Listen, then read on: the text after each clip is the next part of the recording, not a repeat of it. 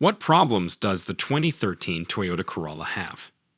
The 2013 Toyota Corolla problems and recalls include airbag concerns, steering lockup, and squeaky brakes. The 2013 Corolla is better than other compact sedans with a lower number of owner complaints. 2013 is the final model year of the 10th generation and has fewer problems than the redesigned 2014 version.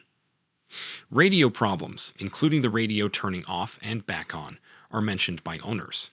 Replacing the head unit solves the issue, and some dealerships cover the replacement for free under warranty.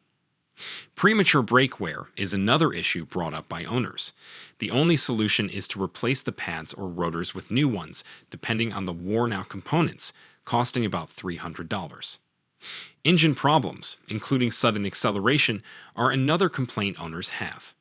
Acceleration issues are difficult to track since there are several causes.